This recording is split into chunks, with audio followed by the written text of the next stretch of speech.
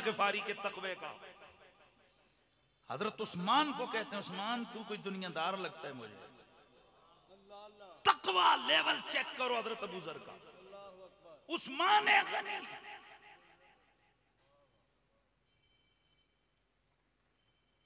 और सारी जिंदगी एक चमड़े के टेंट के अंदर गुजारी, जिस्म पे सिर्फ एक जोड़ा कपड़ों का रखा, एक एक्स्ट्रा चादर रखी, उसको लपेटते, अगर कभी कपड़े धोते फिर वो जब खुश्क होते फिर चादर उतारते और कपड़े पहनते, जब अगला कपड़ा फटता फिर पहनते। सारी जिंदगी का ये मामूल है। तो वो अबू ज़र ग़िफ़ारी, किसी ने पूछा अरे खुदा के बंदे फिर वो बंदा बता जिस जो तेरी नजर में साहिब तक़वा व कमाल हो। फरमाया मेरी नजरें जाकर अली पे जम जाती हैं।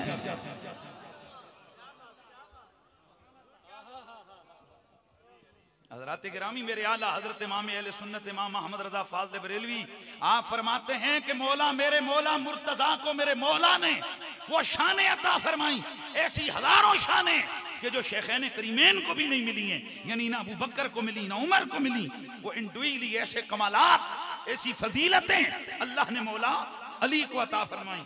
और वो जो बड़ी बड़ी शाने और खासे हजरत अली उल मुर्तज़ा को अता किए, उनमें एक ये भी है कि हजरत अली के दस्त से कायनात के अंदर विलायत तक़सीम होती है। आज हर गली के अंदर आप दरवाजा खोलो तो कोई ना कोई पीर नजर आता है। नहीं, मौलवियों को चेक करते हो कि मौलवी 1 नंबर है, ये 2 नंबर है, हम पीरों को नहीं चेक करवा सकते।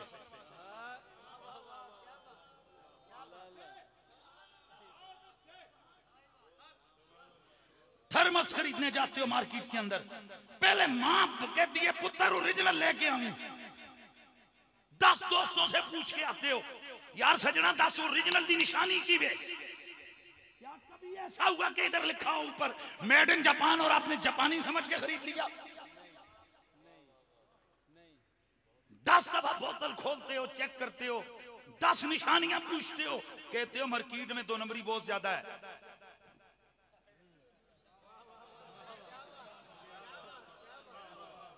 और थर्मस को खोल के बोतल की सीलें चेक करते हो। तुम्हें कई 2 लोगों ने निशान बताए हुए हैं कि जो ओरिजिनल जो पानी होते हैं उसकी सील बीच में फिक्स होती है और उसके अंदर वो जो है ना वो 3 जो है उसके निशान होते हैं और नीचे उसकी बोतल का वो जो क्या बोलते हैं उसको वो नीचे वो जो बटन्स होते हैं वो उसका निशान बताते हैं। ऐसे ही कहते हैं चाइना वाली विच एक निशान होंदा ही हैं तो उदी उत्ते लगी होंदी है सील हैं। तो आप जाते हो, कभी आपने ऐसा हुआ कि ऊपर बोतल पे लिखा हो मेड इन जापान और आपने जापानी पैसे निकाल के दे दिए हो कि जापानी रेड ने, आप कहते हो नहीं है खोल के 10 वो मैं सदके जाऊं 1300 की बोतल खरीदने के लिए 10 बंदों से पूछ कर बोतल खरीदने वालों, जिसके हाथ में तुम अपना हाथ दे रहे हो, कभी उसको चेक किया कि बंदा 1 नंबर है या 2 नंबर है? सिर्फ ऊपर टिशन टुशन पगड़ी है मामा, लोटा मसल्ला और जुपा कुपा दस्तार देख के बिक जाते हो। आज सुनो, 1 नंबर पीर और वली की पहचान क्या है? सबसे पहली पहचान उसका सिलसिला तरीकत ज़ाते मुस्तफा तक गया हो। और वो चेक किस पे होगा? वो चेक ज़ाते मौला मुर्तज़ा पे होगा। किसी भी ओरिजिनल पीर और मौलवी को चेक करने का सबसे आसान तरीका यह है कि 2-4 दिन उनकी महफिल में बैठो और जब जिक्र अली हो रहा हो तो हजरत के चेहरे पे नजरें जमा लो। चेहरे पे रौनक आ रही है, ये चेहरा बिगड़ता जा रहा है। अगर चेहरे पे नूर आ जाए, चेहरे पे रौनक आ जाए, शान अली सुनकर तबीयत मचलती नजर आए, समझ जाओ ईमान मौजूद, सिलसिला जुड़ा हुआ है। और अगर 17 मुसल्ले फाड़ता हो दिन में, मत्थे रगड़ रगड़ के उसने निशान डाले हुए हों, 1000 किस्म के मेहराब बने हों, घुटने रगड़ रगड़ के कपड़े फट गए हों और उसके कहने वाले कहें हजरत हर साल आज करते हैं 15 उम्रे करते हैं, उठा के फेंक दो ऐसे को जिसका अली से रिश्ता नहीं है, उसका नबी से रिश्ता नहीं हो सकता।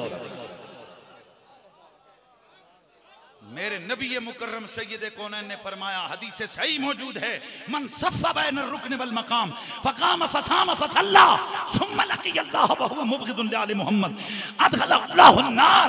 एक ऐसा आदमी जो सारी जिंदगी हरम के अंदर हजर अस्वद के सामने खड़े होकर रोजा रख के नमाज पढ़े, सारी रात क़याम करे और इस हाल में मरे कि मेरी आल का दिल में बुग़्ज़ हो, अल्लाह उठा के जहन्नुम में डालेगा। और लोटे मुसल्ले तस्बीह मिसवाक पे मुतासर होने वाली मखलूक, सबसे पहली चीज अकीदा है। किसी भी पीर के हाथ में बैत करने से पहले उसका मौला अली से रिश्ता देखो कैसा है। और आज से मैं तुम्हें कहता हूं, अगर बैत नहीं की हुई तो इस मयार पे चेक करो, और अगर की हुई है तो दोबारा रिविजन करो अपने पीर का। अगर जिक्र अली से तबीयत उसकी खुश नजर आए तो खुश हो जाओ, अगर नहीं तो उधर ही उठा के फेंक के आ जाओ। अपनी गर्दन से बैत का कुल्लादा उठा के फेंको। मैं बात करूंगा गोलड़े के बाबे की। मेरे ख्वाजा पीर मेहर अली शाह सरकार, आए जरा सुनना, हर चीज के बीज होते हैं ना, तब उसका दरख्त निकलता है। गंदम होती है तो गंदम आप जनाब उसका बीज डालते हो खेत के अंदर, तो तब गंदम निकलती है ना। क्या ऐसा भी कभी हुआ?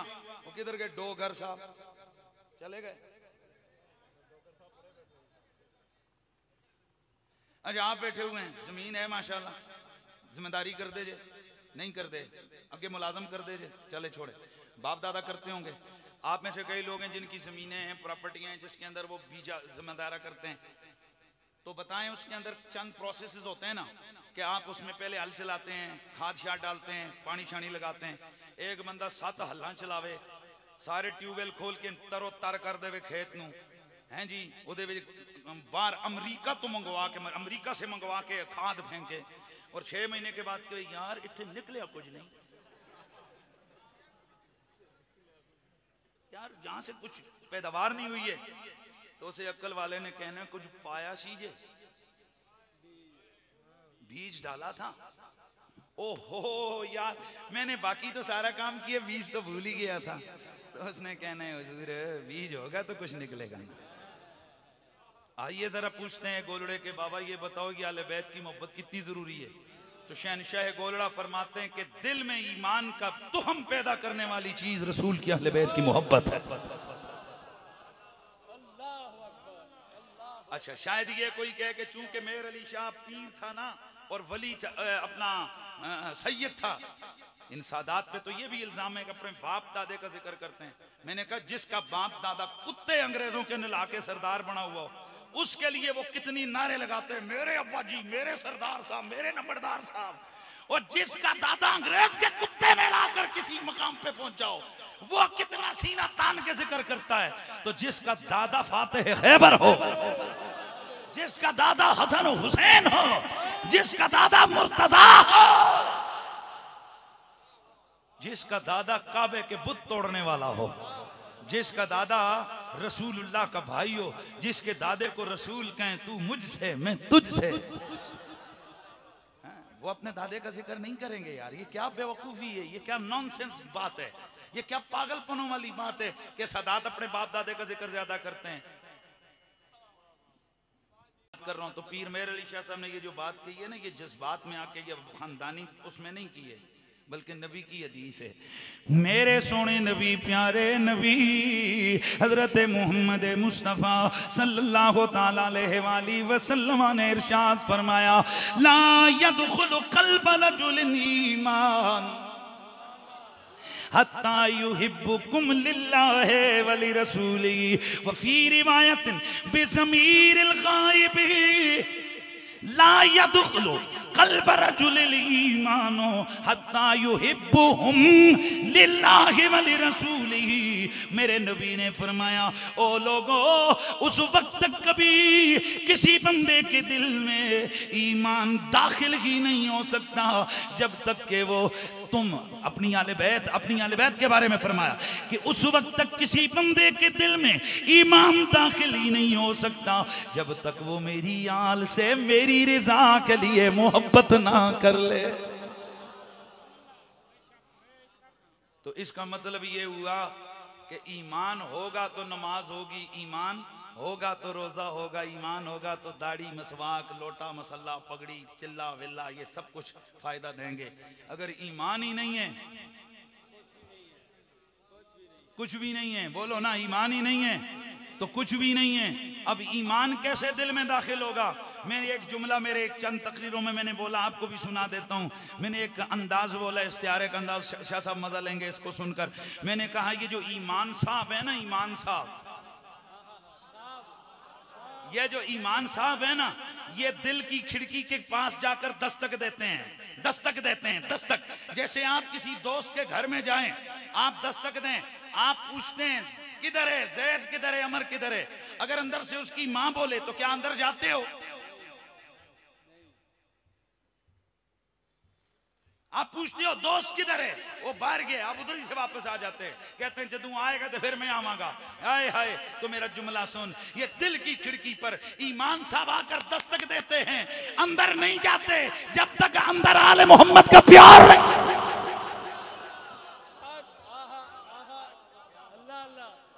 आले नबी का प्यार है ईमान की जिंदगी,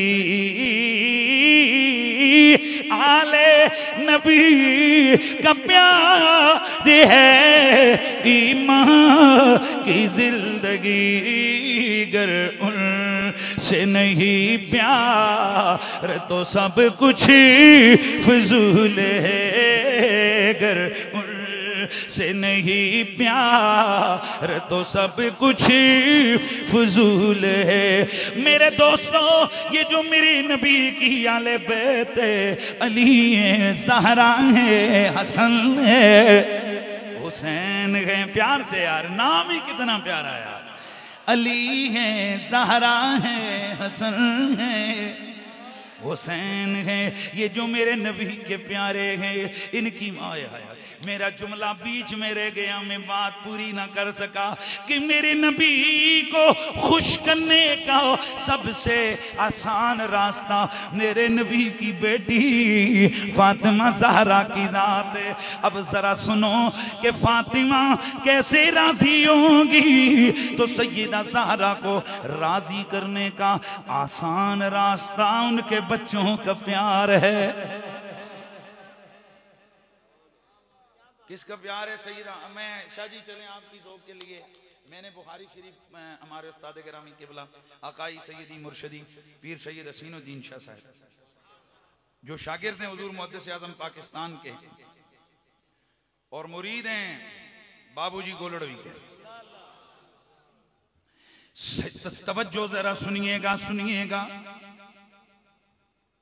मेरे दोस्तों, जरा तवज्जो से समात फरमाइएगा। जुमला कहने लगा हूं मैं, बात करने लगा हूं।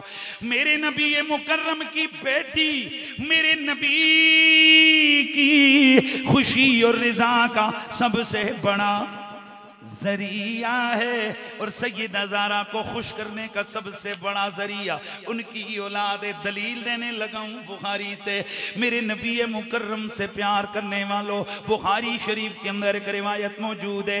एक दिल मेरे नबी का एक सहाबी नमाज पढ़ा रहे हैं, नमाज के दौरान आपने कुरान की आयत तिलावत की, वत्तखज़ल्लाहु इब्राहीम खलीला, अल्लाह ने इब्राहिम को अपना खलील बना लिया है। इधर अल्लाह ने इब्राहिम को अपना खलील बना दिया है। नमाज के दौरान मेरे नबी के एक सहाबी पे कैफियत वजद तारी हो गई, और पीछे नमाज के अंदर बोले, फरमाने लगे, कर्रत आए ना उम्मी इब्राहिम, अभी इब्राहिम का जिक्र नमाज के अंदर हुआ है, इब्राहिम की अम्मी की आंखें ठंडी हो गई हैं। मेरी दलील सुनना आपने, दलील सुनना है आपने। अल्लाह अकबर। ये बुखारी के अंदर हदीस मौजूद है कि इब्राहिम का नाम आया, इब्राहिम का नाम आया।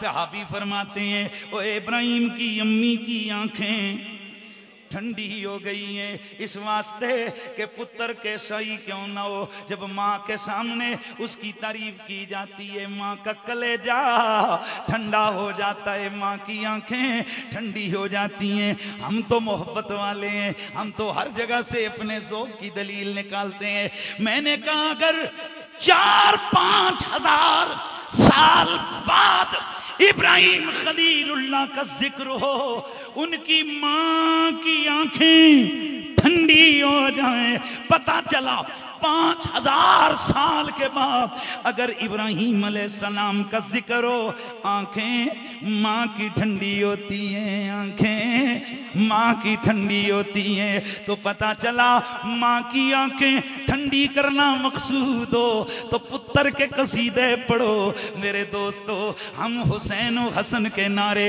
इसलिए भी लगाते हैं ताकि सैयदा ज़हरा की आंखें ठंडी हो जाएं।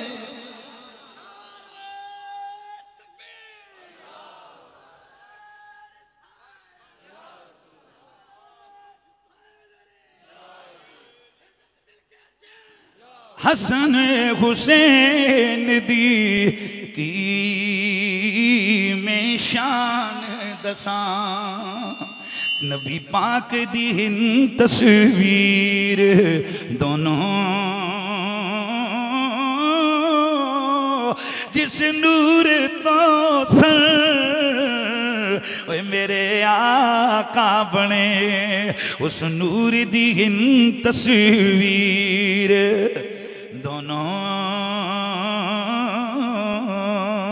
ते जिसने बातिल नू ज़ेर कीता ओ हिन हक दी शमशीर दोनों शाफी पीरां दे पीर ने दोनों, तेहन उम्मत दे दस्तगीर दोनों।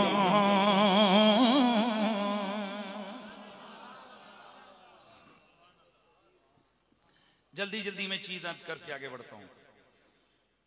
नमाज रोजा ज़कात बड़ी इबादत है, लेकिन रब की मर्जी है पूरी पूरी नमाज उठा के मुंह पे मारे। भाई जागे ना, मेहरबानी करें, बस 5-7-10 मिनट है, मैं इंशाल्लाह गुफ्तगू को क्लोज करता हूं। नमाज रोजा ज़कात ये इबादत हैं, बड़ी बड़ी इबादतें, लेकिन अल्लाह की मर्जी है तो उठा के। नबी की आले बैत की मोहब्बत ऐसी इबादत है, इमाम ज़ैनुल आबिदीन फरमाते हैं जो जिस मकसद के लिए हमसे प्यार करेगा,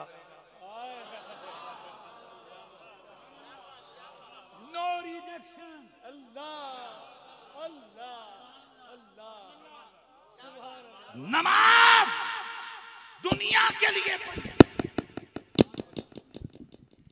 दुनिया के लिए पढ़ी नमाज, दुनिया के लिए, दिखलावे के लिए पढ़ी।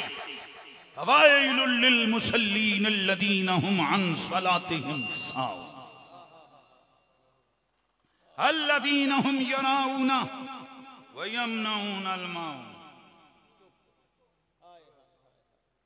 खुलूस पैदा कर अपने अंदर, घर से चले तो मेरे लिए,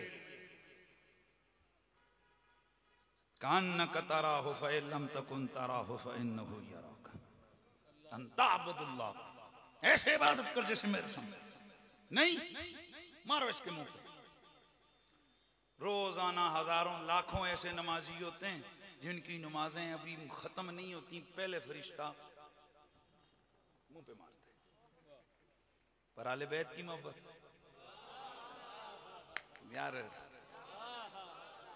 नो रिजेक्शन। इमाम ज़ैनुल आबिदीन ने फरमाया हमसे अगर किसी ने प्यार दुनिया के लिए किया अल्लाह दुनिया पूरी देगा, और आखिरत के लिए किया अल्लाह आखिरत पूरी देगा। हमारा प्यार जाया नहीं जाता, हमारी मोहब्बत जाया नहीं जाती। हमसे प्यार करो, हमारा प्यार जाया नहीं जाता। और अगला जुमला सुनो, आप क्या समझते हो कि नमाजी अगर दिखलावे की नमाज पढ़ेगा, गड़बड़ करेगा तो उसको जनाब वाला जहन्नम में। मेरे नबी ने फरमाया जिसके दिल में मेरी आल का जर्रा बराबर बुग़्ज़ हुआ, अल्लाह ताला क़यामत वाले दिन उसको यहूदियों के साथ खड़ा करेगा।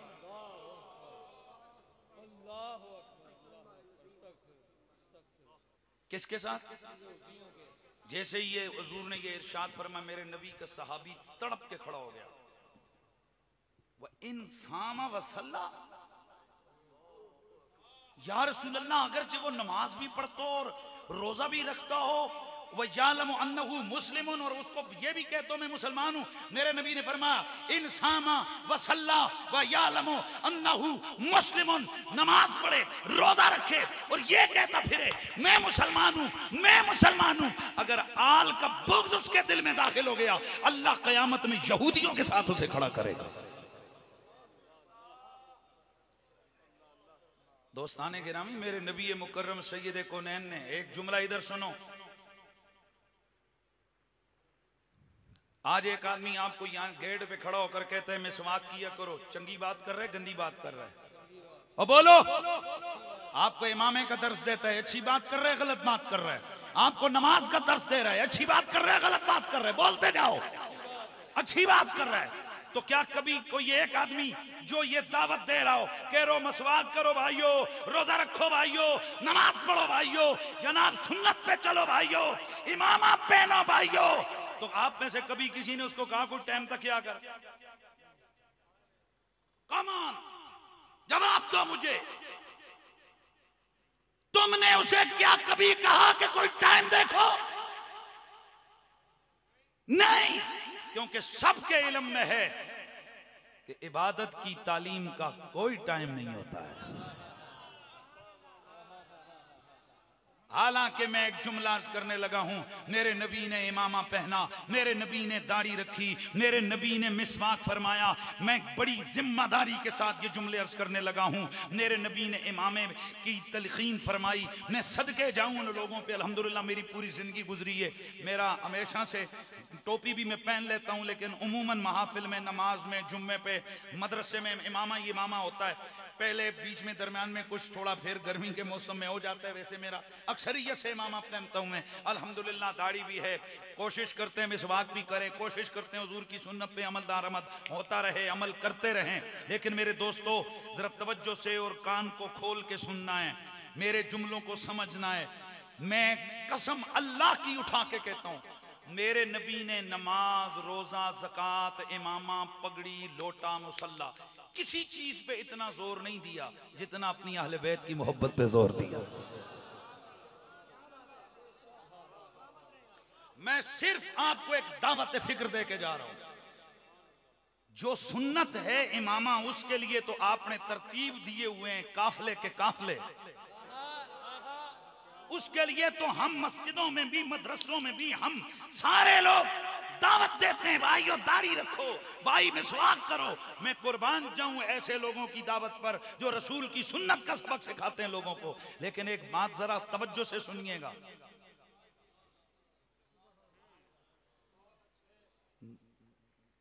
मिसवाक ना करो तो नमाज भी हो जाती है, वुजू भी हो जाता है। और आपको दावे से कह रहा हूं, जिम्मेदारी से कह रहा हूं, इमामा ना पहनो, नमाज भी हो जाती है। इसी तरह दाढ़ी रखना सुन्नत है, लेकिन अगर किसी की दाढ़ी नहीं है वो काफिर नहीं होता, नमाज उसकी भी हो जाती है। गुनाह है दाढ़ी मुंडवाना, लेकिन हो जाती है।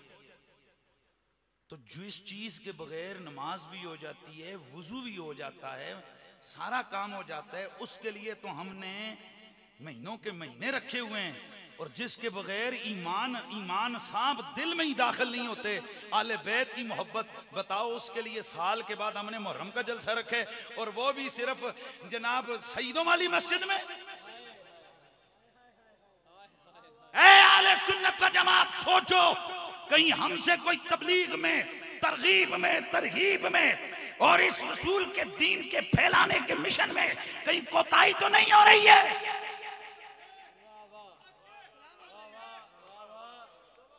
जिस चीज को मेरे नबी ने 10 टाइम बयान किया, उसके लिए तो हम लाख लाख बंदे का इज्तिमा करके ऐलान करते हैं।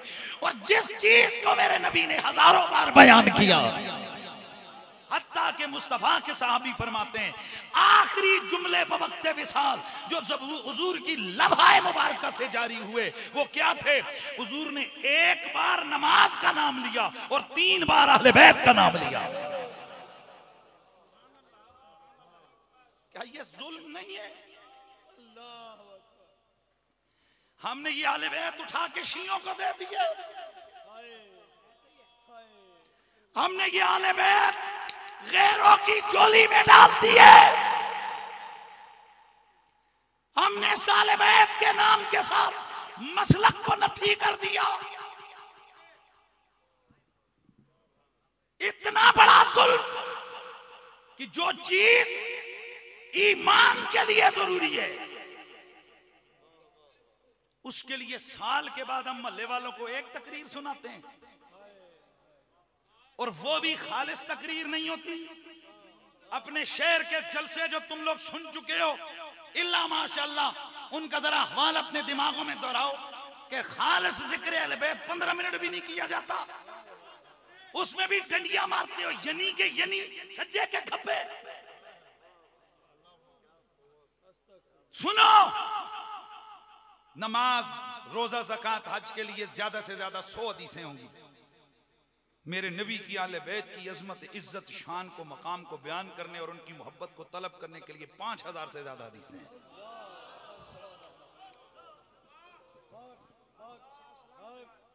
हज के लिए आपको 2-3 जगह पर कुरान की आयतें मिलेंगी। ज़कात के लिए बोलो कितनी मिल जाएंगी? दोस्ताने गिरामी, मुस्तफ़ा करीम की आल की इज्जत और अजमत में सिर्फ मौला अली के लिए मेरे इमाम अहले सुन्नत ने लिखा है, आला हज़रत बरेलवी ने, सिर्फ मौला अली की शान बयान करने के लिए कुरान की 300 आयतें आई हैं। अब जरा इंसाफ से मुझे बताओ, जिन हस्तियों की तारीफें कुरान करे, जिन हस्तियों की शानें सुबह और शाम साहिबे कुरान बयान करे। अच्छा, एक मेरे दोस्त ने एक दिन एक जुमला बोला था, आपको भी सुना देता हूं। इधर आज जो ज्यादा अली अली अली अली अली अली करते हैं, हम फौरन क्या कहते हैं? ये शिया हो गया। मतलब दिमाग खराब, गंदी मखलूक। तुम लोगों को क्या बताना चाहते हो कि ये मोहब्बत आले बैत शिये करते हैं?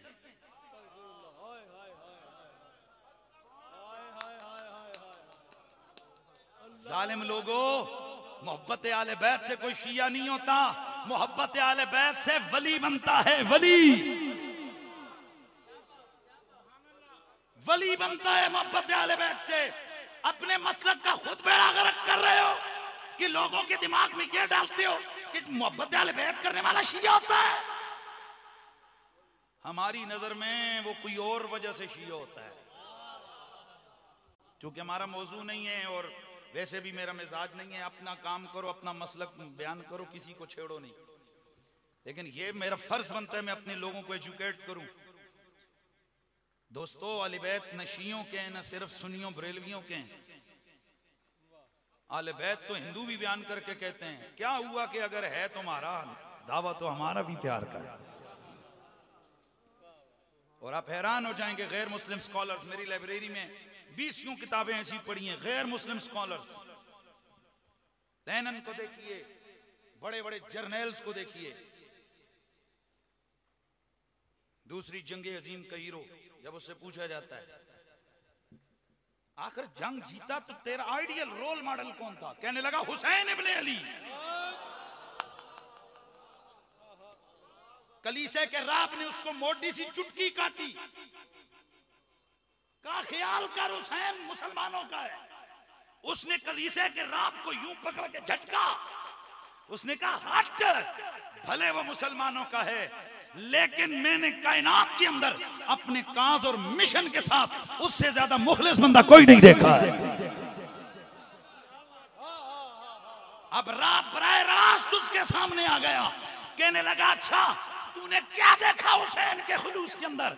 उसने कहा इससे बड़ा खुलूस क्या हो कि अपने मिशन के लिए 6 माह का अली असगर भी कुर्बान कर दिया और 70 साल का हबीब इब्ने मुज़ाहिर भी कुर्बान कर दिया। इससे ज्यादा खुलूस क्या हो? अगर यहूदी, ईसाई, सिख, हिंदू वो हुसैन पाक की शान को बयान करेंगे तो क्या इनको उनके खाते में डालोगे? अरे सीना तान के चलो कि क्या अजमत वाली ये हस्तियां हैं कि गैर भी इनसे प्यार करते हैं, गैर भी इनमें ऐब नहीं ढूंढ सकते, गैर भी इनकी इज्जत करते हैं, गैर भी इनका हवाला देते हुए हैं। गांधी को पढ़िए, गांधी को, डॉक्टर जॉन कार्लाइल को पढ़िए, जेएस डारा को पढ़िए, ये बड़े बड़े जितने जो सिख और यहूदी और ईसाई और इन स्कॉलर्स को पढ़िए। हुसैन के नाम के सामने यार वो क्या खुलूस होगा कि दुश्मन होकर भी ऐब नहीं ढूंढ सका, दुश्मन होकर भी कोई नक्श नहीं निकाल सका। ऐ सुन्नियों, हुसैन गैरों का नहीं, हुसैन हमारा है। ऐसे नहीं, जिसका है उसके चेहरे पे भी ये जाहिर होना चाहिए, हुसैन हमारा है, हुसैन हमारा है। तो फिर हमारा ये नारा है कि ये दिल भी हुसैनी है, ये जान भी। अच्छा एक मिनट, मतलब जिसने नमाज पढ़नी होती है उसको जनाब जाके चौके लाने पड़ देने के पढ़ नमाज नहीं, उसको पीछे से जनाब जाके बंदा, इमाम साहब ऐसे ऐसे उन्होंने बंदे रखे होते हैं जो जाकर उसको धक्का लेते हैं, नमाज का सबक पढ़। और खुदा के बंदो, तो फिर तुम्हें हमें चौके लगाने पड़ते हैं कि जुबान से बोलो कि हम उसे नहीं हैं। बंदा जनाब मुंह बढ़ा के बैठा हुआ है इंज के जिवें जनाब वाला उससे दिल होते। हाँ, ये भी मेरे रब का करम है। मेरा एक अपना फलसफा है शाह साहब, मेरा एक अपना ज़ौक़ है, मेरा एक अपना फलसफा है। मेरे ज़हन ज़ौक़ और फलसफे के मुताबिक नबी की महफिल में अपने भी आते हैं और बेगाने भी आते हैं, दोनों को खुदा बुलाता है।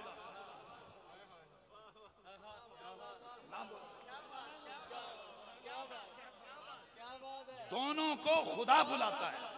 अब आप हैरान हो जाए, चलो अपने आए उनको तो खुदा ने बुला, हाँ दोनों को खुदा बुलाता है। अपनों को बुलाता है कि खुश हो जाओ, गैरों को बुलाता है और जलो। बुलाता सबको अल्लाह। ऐसा नहीं होता है कि फकीर किसी शहर में जाए और वहां अपने आए और बगाने ना आए, सब आते हैं, लेकिन हम वेलकम, मोस्ट वेलकम। हम कहते हैं आओ हमारा मसलक सुनो, हमारा अकीदा चेक करो, हम कुरान और सुन्नत को कैसे बयान करते गए। ये दिल भी हुसैनी है, ये जान भी, जो जो हुसैनी है वो बोले ये दिल भी।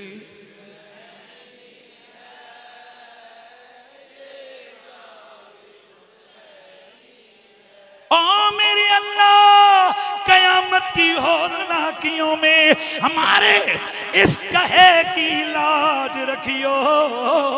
आज आपके बंदे, रब्बा तेरे बंदे फैसलाबाद की इस मस्जिद में बैठकर अपने जज्बात का इजहार करके कहते हैं रब्बा कयामत वाले दिल हमारे इस कहे की लाज रख लेना।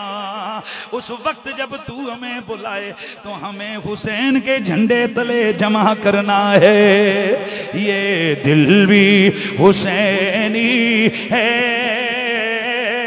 ये जान भी, ये दिल भी हुसैनी है,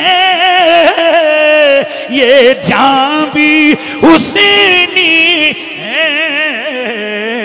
अल्हम्द के अपना तो ईमान भी हुसैनी है। और गिरने नहीं देते कंधे से नवासे को, आए कंधे से गिरने नहीं देते कंधे से नवासे को। क्या खूब के नबियों का सुल्तान भी हुसैनी।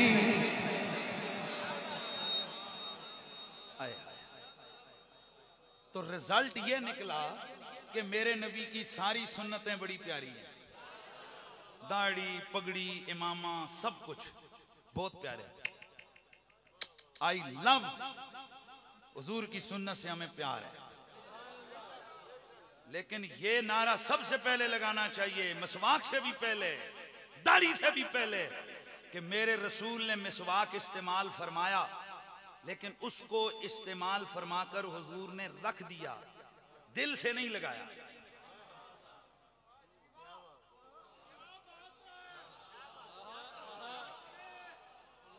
मिसवाक इस्तेमाल फरमाया, हुजूर ने उसको धोकर रख दिया। इस्तेमाल अगली नमाज का वक्त आया, फिर इस्तेमाल फरमाया। हुजूर ने दिल से नहीं लगाया मिसवाक को। मैंने एक साहब से पूछा कि यार ये आप लोगों का ये जो स्टाइल है कि सामने बंदा तकदा है तो थोड़े मिसवाक लड़के होंगे। उन्होंने कहा हम बताना चाहते हैं हमें हुजूर की सुन्नत से प्यार है। आई लव दिस सोच। अच्छी बात है, हमें किसी को रिजेक्ट नहीं करते हैं। अच्छी बात है कि आपकी ये सोच है ताकि बंदे को नजर पड़े। अक्सर लोग जेबों पे देखते हैं तो उसकी नजर मिसवाक पे पड़े, वो खुश हो जाए, वो कहे यार ये सुना भाई हमें अच्छी बात है। अब लेकिन इतना तो कहते हैं कि रसूलुल्लाह ने कभी भी, मेरी नजर से कोई हदीस नहीं गुजरी कि अल्लाह के रसूल ने कभी मिसवाक को सामने बोझे में लटकाया हो। लेकिन ऐसी दर्जनों हदीसें कि मेरे नबी ने हमेशा हुसैन को सीने से लगाया।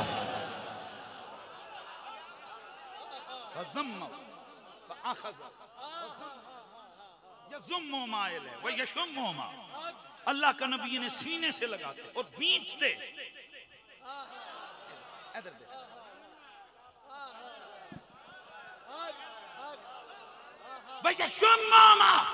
हुजूर सूंघते मेरे मुस्तफा। एक मिनट, अरब में कोई स्टाइल नहीं है कि बच्चों को सूंघा जाए।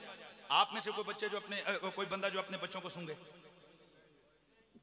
किस करते हैं, उठाते हैं, दिल से लगाते हैं, सूंघ तो कोई नहीं है। अब सहाबा का सवाल बनता था, मेरे नबी ने सवाल का मौका था। और बलागत के उसूल जो लोग पढ़ते हैं उनको मालूम है कि बड़ा बलीग वो होता है जो सवाल के मौके पर खुद सवाल को जवाब में बदल। मेहरबानी फरमाया। और कुरान मजीद का ऐसा बेशुमार, अभी वक्त नहीं है मैं आपको बताता, बेशुमार आयतें मैं इस पर दलील दे सकता हूँ कि सवाल ज़हन में आया, कुरान ने खुद ब खुद क्या किया, जवाब दे दिया। अच्छा अब जरा सुनिए, अब रसूलुल्लाह ने सूंगा, बुखारी के अंदर अल्फाज है, मुस्लिम के अल्फाज है सूंगा, तिरमिज़ी इब्ने माजा के अल्फाज हैं, हुजूर ने सूंगा। सहाबा का सवाल बनता था कि आज तक किसी ने बच्चे सूंघे नहीं, आका सूंघते क्यों हैं? मेरे नबी ने पलट के अपने यारों को देखा, फरमाया हुमा रेहाना या वफी रिवायत रेहानता या मिनल जन्नह। और ये दोनों सिर्फ बंदे नहीं हैं, बच्चे नहीं हैं, ये जन्नत के फूल भी हैं। मैं इनको सूंघता हूं तो मुझे जन्नत के फूलों की खुशबू आती है। मैंने सूंघता हूं मुझे जन्नत के फूलों की महक आती है, खुशबू महसूस होती है। अल्लाह अकबर। अज़ैद बिन अरक़म फरमाते मैं एक दिन किसी काम से गया तो मैं अंदर गया तो मैंने देखा कि इधर तवज्जो है सबकी, मेरे कुछ चीजें इशारे होते हैं उनसे बात पक्की देने में बैठी। कहते मैं हैरान रह गया कि एक छोटा सा बच्चा है जिसका चेहरा नबी के चेहरे से चिपटा हुआ है। अच्छा सामने से अब नबी के हाथ उसकी ये जो गर्दन है इधर ऐसे, कहते मैं ऐसे पलट के आया ना, सामने से देखा तो मैं क्या देखता हूं कि ये हुसैन है जिसकी जुबान हुजूर चूस रहे हैं।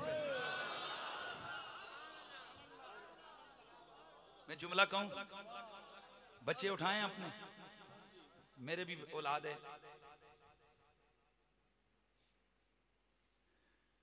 जुमला कहने लगा हूं। ट्राली उसको रंग करवा के ऊपर F-16 लिखता है।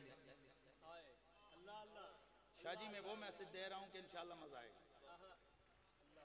कभी सोचे आपने उस बंदे की कि उसकी जनाब लाख रुपए की ट्राली है और खरबों अरबों रुपए का F-16 है, तो ये कहां ट्राली, गंदी ट्राली, त्रुट्टी ट्राली थे, कहां F-16। मैं हजारे का हूं, कश्मीर के अंदर हजारे के अंदर जीपें चलती हैं, वहां जब नई जीप बन के आती है ना तो उसके पीछे वो ड्राइवर खुशी से लिखवाते हैं F-16।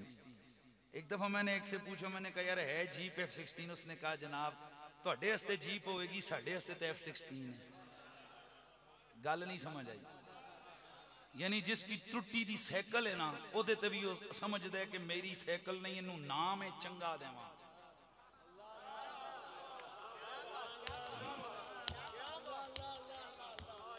गल नहीं समझ आई। किसी का काला हबशी पुत्र हो ना, मां का नाम उसको देती है चंद। अब उसको बंदा क्या बंदे की बच्ची बन, ये क्या तेरा ले, क्या कहे ये चन है, चन है। वो कहती है तेरी नजर में होगा कोई मसला, मुझे तो चन नहीं लगता है। बच्चों के नाम वालिदैन की अफकार की अक्कासी करते हैं कि बाप की सोच कहां तक जाती है।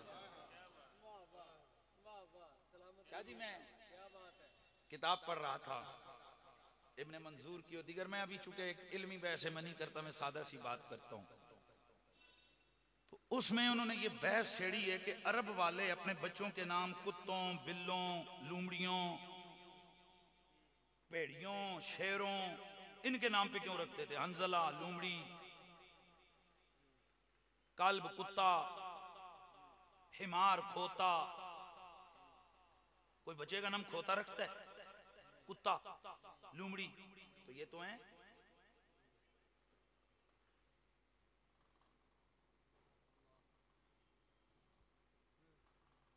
पूरा कबीला है बनु कल्ब, और उस कबीले के कई सहाबा हैं, हजरत दहिया कल्बी। अब मैं ज्यादा नहीं बात करूंगा। सहाबा में से एक सहाबी का नाम है अब्दुल्ला अल हिमार, हंजला, वो तो है ही है।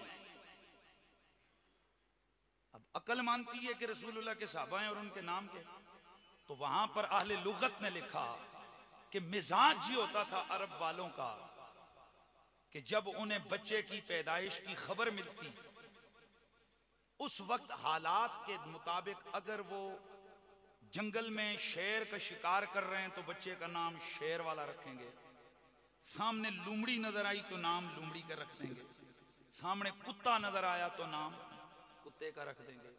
इसका मतलब है कि उनकी अफकार जहां मुंतही हैं, मेहरबानी फरमाया आप, यानी उनकी फिक्रें जहां जाकर रुक गई हैं वहीं से नाम आ गया बच्चे का। तो यार हर बाप अपनी फिक्र की इंतहा को बयान करता है। जब हम बच्चे का नाम अली रखते हैं तो हम बताते हैं जब बच्चे की खबर मिली थी अली तब भी हमारे दिमाग में था। और मेरे नजर में मैं किसी को नहीं मना, हर बच्चे का, हर शख्स का अपना बच्चा है। अभी लाहौर के अंदर एक मौलवी है अहले हदीसों का, उसने अपने पुत्र का नाम रखा है यजीद। और in my life, first time in my life, बल्कि second time in my life, एक दफे बटाबाद के अंदर एक मौलवी ने, मैं उस वक्त स्कूल पढ़ रहा था, ये 192 का वक्त है, तो वहाँ के हाल मोहल्ला है कि वहाँ के एक था मौलवी, उसने अपने बच्चे का नाम रखा था यजीद। तो वहाँ एक शाह साहब थे, जब उन्हें पता लगा तो वो मुस्कुरा पड़े। किसी ने कहा शाह जी हंसे क्यों? उन्हें कहा जी यजीद रहन नहीं सकता। यजीद थे, उन्हें पूछा शाह जी क्यों नहीं रह सकता? उन्हें फरमाया ये जमाना हुसैन का है,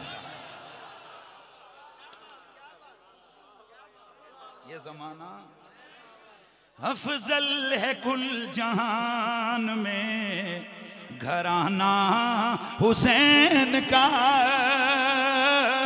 नबियों का ताजदार है नाना हुसैन का। एक पल थी जहान में हुकूमत यजीद की, अब सदियां हुसैन की जमाना। बोलो बोलो अब सदियां,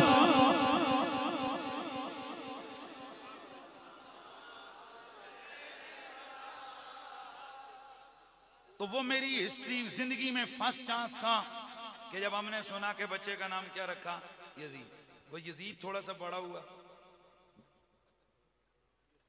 टुरने लगा, तो वहां क्याल महल है, उसके पीछे बड़ा पहाड़ है। एक दिन बच्चों के साथ खेल रहा था, वहां से गिरा नीचे और उसकी बोटियां बोटियां उन पत्थरों पे चुनी गई। खुदा की कसम सारे शहर वाले ये कहते हुए पाए गए जमाना हुसैन का।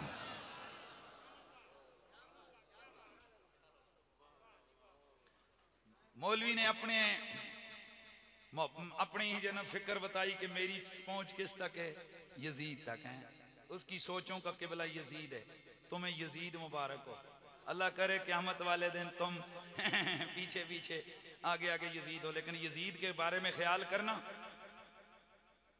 हजरत इमाम इब्ने हजर फरमाते हैं क्या मंजर होगा जब क़यामत वाले दिन इमाम हुसैन के कत्ल का मुकदमा दरबार इलाही में पेश होगा। हुजूर हुसैन के वकील होंगे, यजीद मुल्ज़म बन के अदालत में खड़ा होगा और मुकदमा माल के तौर पर वो बोतल खून की पेश होगी जो करबला में मुस्तफ़ा ने डाली थी। फरमाया अब खुद ही सोच लो कि क़यामत वाले दिन फैसला किसके हाथ में होगा। बात मेरी समझ आ रही है मेरे दोस्तों? यजीद के बड़े स्याह करना यार मौलवी साहब आपको अभी भी यकीन नहीं आया।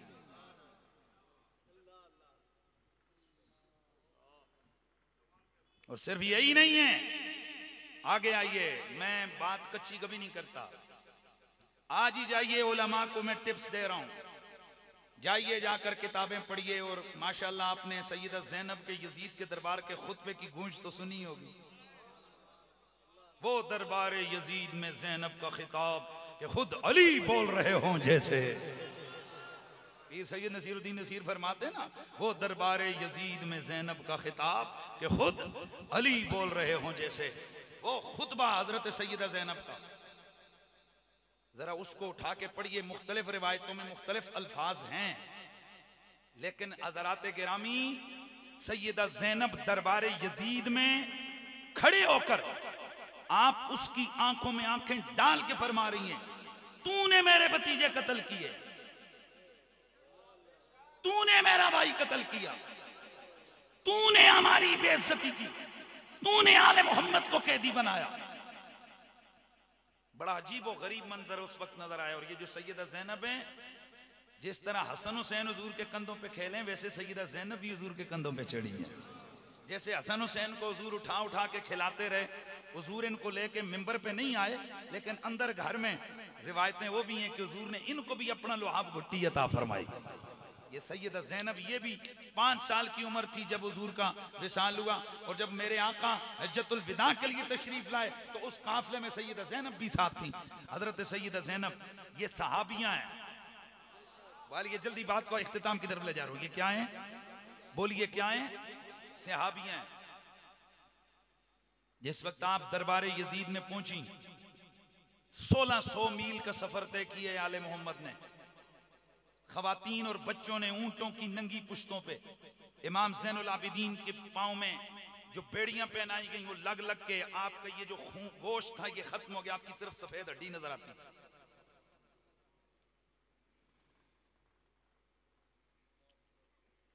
जो तारीख ने लिखी है हालत के, जब दरबार यजीद के करीब काफिला पहुंचा तो हजरत ज़ैनुल आबिदीन के हाथ ऐसे पुश्त पे बंधे हुए थे और आपके गले में एक रस्सी थी, और उधर से वो रस्सी खींच के हजरत ज़ैनब के गले में थी, और सैयदा ज़ैनब के गले से खींच के बाकी बीबियों के गले में थी।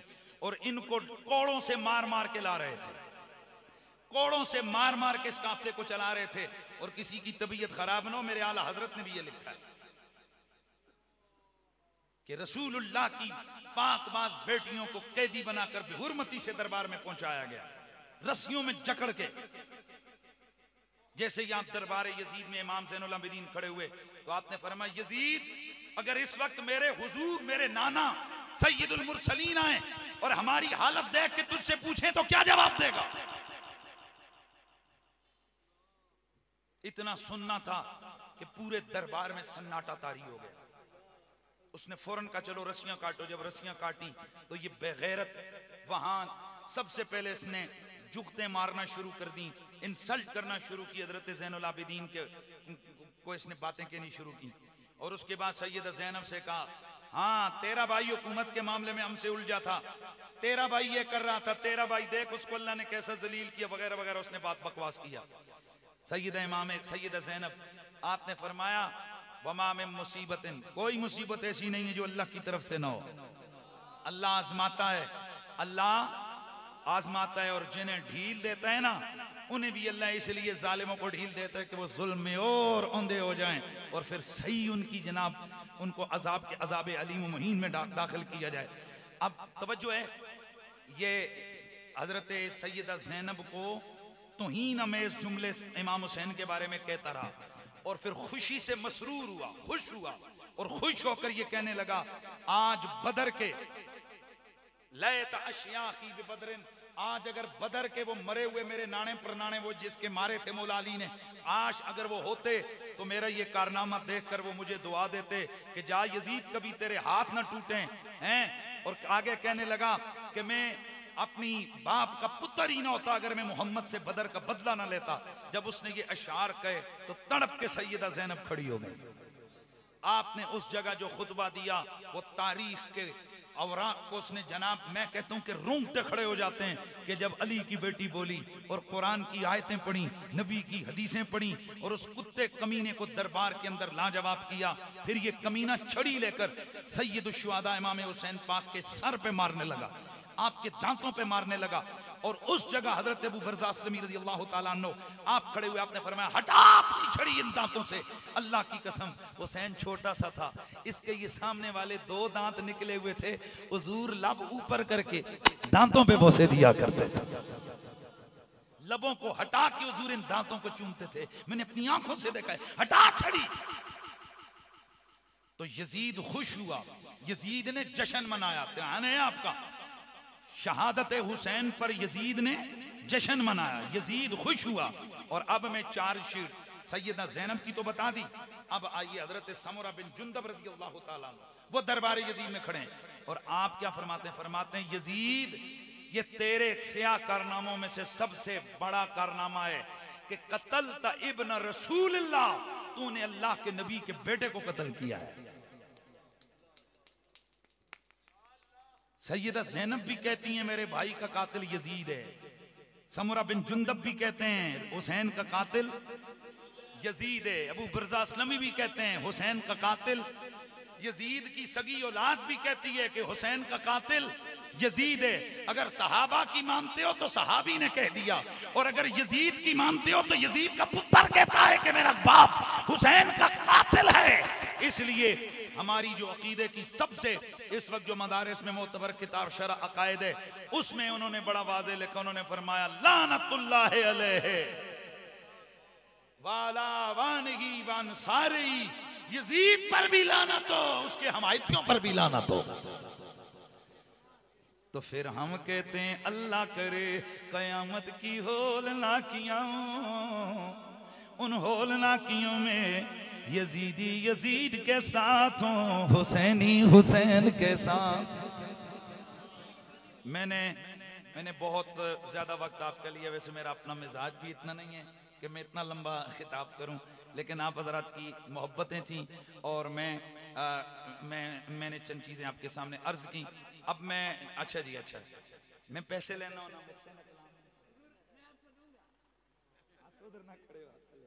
अच्छा मेहरबानी बैठ जाओ, बैठ जाओ। अच्छा मजदूर है, ठीक है।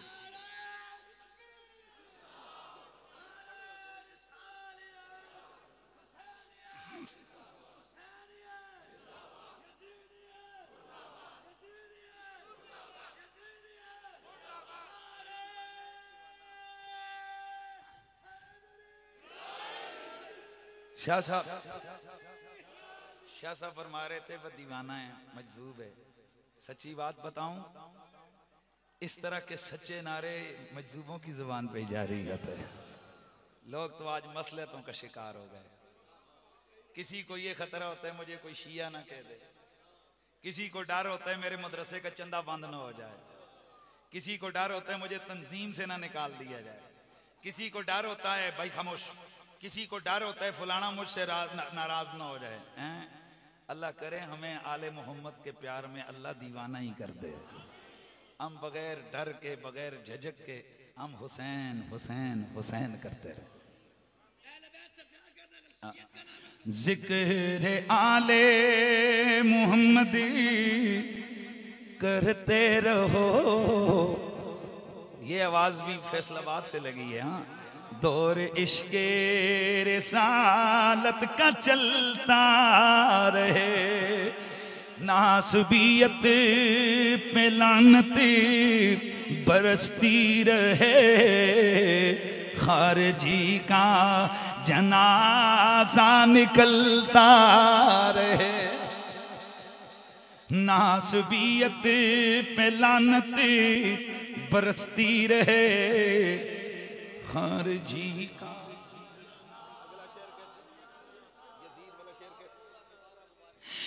बाप होगा तुम्हारा मुबारक तुम्हें, हम तो काफिर से बदतर हैं कहते उसे, हम तो काफिर से बदतर हैं कहते उसे, हम तो काफिर से बदतर है कहते उसे, हम उसको कैसे मुसलमान, उसको कैसे मुसलमान हम मान ले, मोहम्मद के जो गुंचे मसलता रहे। बात समझ आ रही है? सादात का अदब करें। सैयद अपने मुंह से अपनी इज्जत नहीं करवा सकते। मेरे आला हजरत फाज़िल बरेलवी, मेरी किताब आ रही है, इंशाल्लाह मार्केट में आ जाएगी, आप तक पाएगी। आज तक इन मौलवियों ने आला हजरत का नाम लिए, बरेलवी बरेलवी बरेलवी करते रहे, पर फिक्र आला हजरत इन्होंने छुपा के रखी है। इन्होंने तो उम्मत को बताया ही नहीं है कि आला हजरत कितना फना था आले बैत की मोहब्बत में।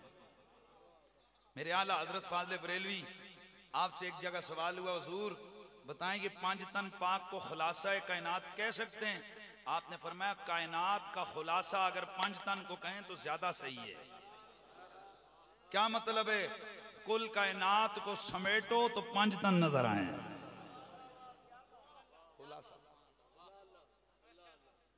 सारी जिंदगी आपके सीरत निगारों ने लिखा कि आपके घर में एक दिन सैयद साहब आए तो उनके हाथ धुलाए।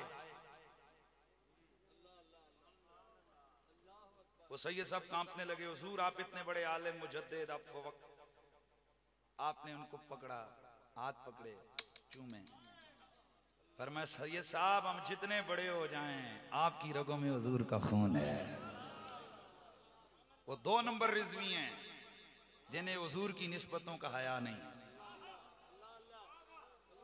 मैं अक्सर कहता होता हूं, खोते पे शेर का लेबल लिख दो, खोता खोता ही रहता है। ऐसा कभी नहीं हो सकता फैसलाबाद वालों कि कसाई की दुकान पर खोता खड़ा हो लेकिन ऊपर लिखा हुआ हो दिस इज काओ। और आप खोते का गोश्त इस वजह से ले लें कि ऊपर चूंकि लेबल लगा हुआ है गाय का, तो खोता है तो क्या हुआ, लिखा हुआ तो गाय है। आप सब कहेंगे यार लिखने से बात नहीं होती है।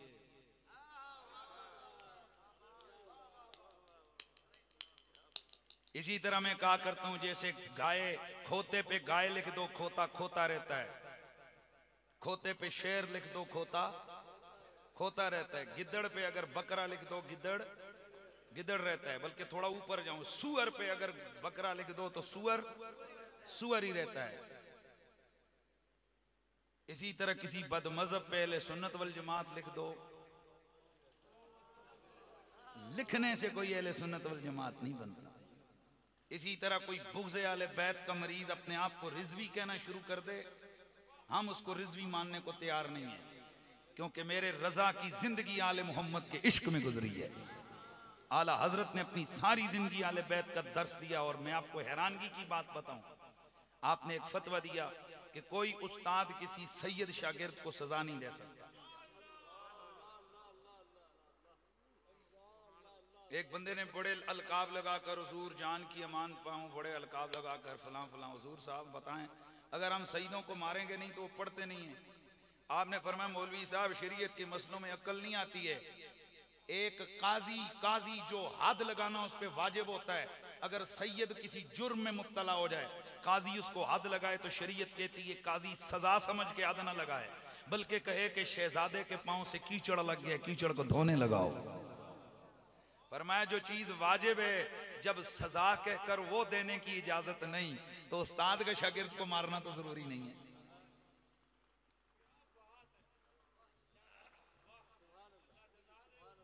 आपसे सवाल हुआ जी शहीदों की इज्जत क्यों करें? मौला अली की औलाद होने की वजह से या किसी और वजह से? आपने फरमाया कि अगर अली की औलाद होने की वजह से करें तो मौला अली की औलाद और भी है।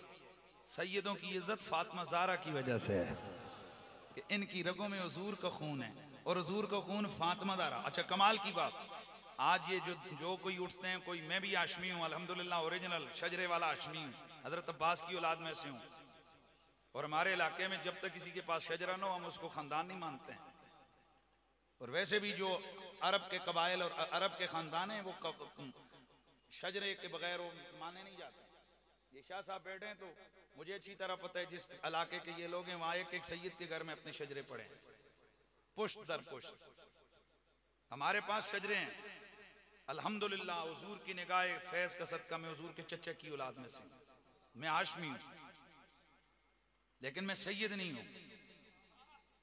क्योंकि आला हजरत ने लिखा है सैयद सिर्फ हसन हुसैन की औलाद को कहते हैं। किसी ने पूछा हजरत जो हजरत फातिमा की बेटियां दूसरे हाशमियों के घर में गई, क्या उनके? फरमाया उनकी औलाद भी सैयद नहीं है, क्योंकि ये औलाद वाला सिलसिला ये सिर्फ हुजूर की वजह से हुआ और हसन हुसैन की वजह से ये खास है। इसलिए कोई हाशमी कोई अलवी ये सैयद नहीं होता है। सैयद सिर्फ हसन पाक और हुसैन पाक की औलाद को कहते हैं। और जो सैयद होते हैं उनका अदब वाजिब है। मेरी पहली नजर यहाँ पड़ी ख्वाजा कमरुद्दीन सियालवी, वो लिखा हुआ है मस्जिद का संगे इफ्तिताह शेखुल इस्लाम वल मुस्लिमीन 1981 में ख्वाजा कमरुद्दीन सियालवी शेखुल इस्लाम ने रखी है। आपको पता है शेखुल इस्लाम का कमाल क्या था? आज भी आस्ताना आलिया सियाल शरीफ के जो लोग वाबस्ता हो, आपको पता है कि जो खुसूसी एहतमाम किया जाता है वहां वाले बैत की मोहब्बत और अदब का एहतमाम किया जाता है। जेड़े सियालवी बैठे हो अच्छा हो, जेड़े नहीं बैठे हो तो ना बोलो। ख्वाजा कमरुद्दीन सियालवी रहमतुल्लाह तआला एक दफा आपके वाकयात में आता है कि आप बैठे हुए हैं, एक दाढ़ी मुंडा क्लीन शेव चटपट बट बट उधर से आया, आप खड़े हो, इज्जत से उसको अपनी गद्दी पे बिठाया। मैंने एक बुजुर्ग से सुना तो उसने कहा कि उसकी जूतियां भी उठवा के वहां रखवाई। ज़ाहिर ये जो मुरीद होते हैं ना तो इनको बड़ी तप चढ़ती है। मुरीद एक मौलवी साहब थे, आम मुरीद नहीं, लेकिन ये जो मौलवी होते हैं काफी काम खराब भी करते हैं। दुआ करो अल्लाह मौलवी बनाए साथ अदब भी अता फरमाए। तो वो मौलवी साहब ने बड़ा तप चढ़ गई, उनको कहने लगे, जब वो चले गए ना हजरत साहब, ध्यान मेरी तरफ रखना है, चले गए हजरत साहब तशरीफ ले गए, कौन? सैयद साहब, वो शहजादा चला गया।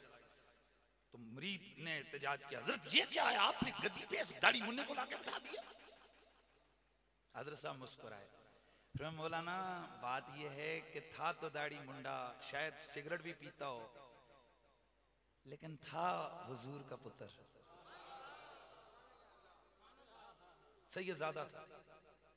मौलवी साहब को समझ ना आई, क्योंकि जब इनको पान चढ़ी हुई होती है ना तब कोई समझ नहीं। नहीं ये क्या हुआ? और जो वली कामिल होता है उसकी तरबियत की फिर अपने ही तरह ढंग पे। हजरत साहब चुप करके अंदर तशरीफ ले गए। कुछ टाइम गुजरा, हजरत साहब का एक अंदाज होता था जो सियाल शरीफ के वाबस्ता उनको पता है कि हजरत साहब आकर बड़ा उनकी एक शाना तबीयत भी थी और अब फकीराना तबीयत भी थी, वह नीचे बैठ जाते थे। तो नीचे बैठे तो एक लकड़ी होती है ना छोटी, लकड़ी उठाई, मौलवी साहब भी साथ है, मौलवी साहब के हाथ में पकड़ाई, मौलवी साहब जरा इधर लिखो नीचे खंजीर। नीचे ग्राउंड में ऐसे बैठे थे ना तो जमीन पे, तो कहा लिखो, जी जी हुजूर, जी जी। मौलवी साहब ने बड़ा जबरदस्त करके उक्कर के लिखा खंजीर। हजरत साहब ने फरमाया जरा मारो ना इसको दो जूतियां। थोड़ा थूक शूक भी डाल दो। चुप। हजरत साहब बातों में मशगूल हो गए। थोड़ी देर गुजरी, फरमाया मौलवी साहब ऐसे कुरान में कहीं लफ्ज़ खंजीर है? जी हुजूर, कुरान में लफ्ज़ खंजीर मौजूद है। इन्नमा हर्रमा अलैकुमुल मैतत वद्दम वलहमल खिंजीर वमा उहिल्ल बिही लिगैरिल्लाह फरमाया मौलाना जी जाओ जरा अंदर से कुरान लाओ, मुझे आयत निकाल के दिखाओ। मौलवी साहब अंदर गए, फौरन लाकर कुरान की आयत खोल के बताई, हुजूर ये कुरान में और जगह भी ये लफ्ज मौजूद है। हजरत साहब ने फरमाया मौलाना जी वो जो नीचे लिखा है लफ्ज वो क्या है? अर्ज की हुजूर ये खिंजीर है। फरमाया यहाँ क्या है? अर्ज की हुजूर ये भी खिंजीर है। फरमाया मौलाना जी लफ्ज उधर भी खिंजीर, लफ्ज इधर भी खिंजीर है। अब जो काम उस लफ्ज से किया था वो इससे भी कर सकते हो, जरा निकालो जूता, जरा हरकत शुरू करो। मौलवी साहब कांप गए, हजरत लफ्ज तो वही है लेकिन इसे जूता नहीं मार सकता। फरमाया लफ्ज तो वही है, क्यों नहीं मार सकते? अर्ज किया हुजूर लफ्ज तो खिंजीर है लेकिन कुरान के ज़िमन में आ गया है, कुरान की आयत का लफ्ज बन गया है, कुरान की आयत का हिस्सा बन गया है, इसलिए इसकी इस लफ्ज की ताजीम कुरान के ज़िमन में, अब इसे पढ़ना भी सवाब है, अब इसको बेअदबी नहीं कर सकते। तो हजरत ने फरमाया मौलवी साहब बस यही तुम्हें समझाना था, वो था तो दाढ़ी मुंडा, वो था तो शायद दाढ़ी मुंडा स्मोकर हुआ होगा, लेकिन मौलाना जी था नबी की आल के ज़िमन में। इसलिए हमारे बुजुर्गों ने हमेशा सादात का अदब किया है, एहतराम किया है। और ये जो बदअकीदगी हमसे ये दौलत अदब छीन रही है, छीनने की कोशिश कर रही है।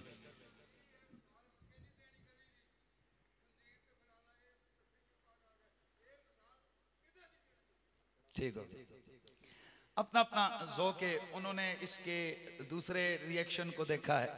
तो बहरहाल हमने तो ये देखा है कि एक लफ्ज़ की मौजूदगी, हम सिर्फ लफ्ज़ की और मुशब्बा बिही के अंदर मुनासबत तामा होना ज़रूरी नहीं है, ये उलमा का एक मसला है।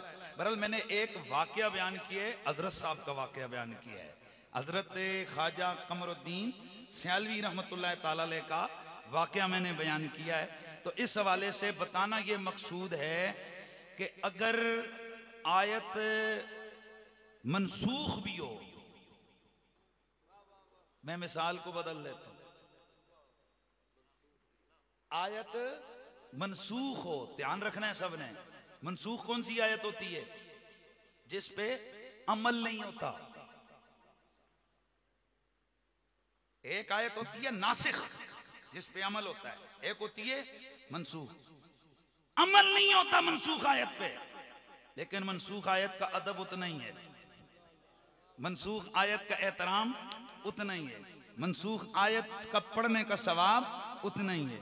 इसी तरह हुजूर की आले बैत के जो अफराद नेक हैं उनकी मिसाल आयत नासिख की है कि उन पर मोहब्बत भी करेंगे, उनका अदब भी करेंगे और उनके अमल के मुताबिक अमल भी करेंगे। और जो सैयद हैं गुनहगार बादियानी, अगर उनसे गलत हरकतें होती हैं तो उनका मामला ये है कि उन सादात का अदब तो करेंगे, उनकी मोहब्बत भी रखेंगे, उनकी ताज़ीम भी करेंगे, लेकिन अगर वो गंदा अमल करते हैं तो उनका गंदा अमल हम नहीं मानेंगे, उसका ही इत्तिबा नहीं करेंगे।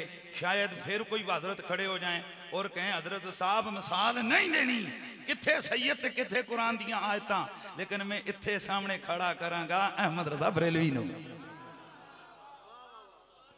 एक जगह शेखुल इस्लाम है, एक जगह बरेली का शाह अहमद रजा है। अहमद रजा फरमाते हैं कि पा रहा है सुहफ़ी गुंचाए कुदस आले बेते नबुवत पेला ठोस। आला हजरत फरमाते हैं पारा हाय सुहफ गुंचा हाय कुदस, नबी की आल की मिसाल जैसे कुरान के सिपारे, जैसे गुले कुद्स की पत्तियां, जरा जुमला सुनो, जैसे गुले कुद्स, गुले कुद्स, गुले कुद्स जैसे कुरान के सिपारे। आपको समझ नहीं आई? समझ ये आनी है आपको कि जैसे पूरे सिपारे का अदब है वैसे पूरे कुरान का अदब है। जितना पूरे कुरान का अदब है उतना आधी आयत का अदब है। जितना आधी आयत का अदब है उतना पूरी आयत का अदब है। इसी तरह जितना बड़ों का अदब है उतना छोटों का अदब है। क्यों? मेरे आला हजरत फरमाते हैं कि सैयदों का अदब उनके अमल को देख के नहीं होता, उनके खून को देख के होता है। अल्लाह ताला मेरी और आपकी हाजिरी अपनी बारगाह समदियत में कबूल और मंजूर फरमाए। अल्लाह करीम हम सब का यहाँ आना बैठना सुनना सुनाना अपनी बारगाह समदियत में कबूल और मंजूर फरमाए। वस्सलामु अलैकुम व रहमतुल्लाहि ताला व बरकातहू।